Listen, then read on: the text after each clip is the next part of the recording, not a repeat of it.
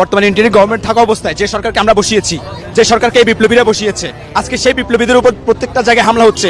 কিছুদিন আগে হাসনাত ভাইয়ের উপর চট্টগ্রামে হামলা হয়েছিল, আজকে গাজীপুরের চৌরাস্তায় তাকে আপনারা মাইক্রোর গ্লাসটা দেখলে বুঝবেন তাকে বরাবর হত্যার উদ্দেশ্যে যে হামলাটা করা হয়েছিল, ওখানে তৎক্ষণাৎ যদি হাসনাত ভাই যদি গাড়িতে যদি শুয়ে না থাকতো তাহলে তার প্রত্যেকটা কোপ কিন্তু তার গায়ে পড়তো। তো আমরা খুব আশাহত হচ্ছি যে ইন্টারিম গভর্নমেন্ট যখন চলে যাবে তাহলে আমাদের এই বিপ্লবীদের নিরাপত্তা কে দিবে?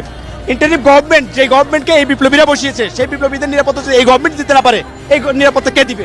আমরা সরকারের কাছে একটা দাবি জানাই, আমাদের বেশ কয়েকটা দাবি। আমাদের কিছুদিন আগে আমার উপর হামলা হয়েছিল, আগামীতে আরেকজনের উপর, আমাদের আরেকজনের সহযোদ্ধার উপর হামলা হবে। এইভাবে দেখতে আমরা চাই না আর কোনো হামলা হোক আমাদের কোনো সহযোদ্ধার উপরে, কোনো বিপ্লবীদের উপরে। আমরা সরকারের কাছে একটা আবেদন জানাই, আমাদের বিপ্লবীদের কড়া নিরাপত্তা জোরদার করতে হবে এবং অতি শীঘ্রই আমাদেরকে জুলাই ঘোষণাপত্র দিতে হবে, যাতে ভবিষ্যতে আমাদেরকে বাংলাদেশের কাঠগড়ায় দাঁড় করিয়ে বলা না হয় যে আমরা সন্ত্রাসী, আমরা জঙ্গি, আমরা দেশের ভিতরে অরাজকতা সৃষ্টি করেছিলাম। এই জন্য জুলাই ঘোষণাপত্র লাগবে।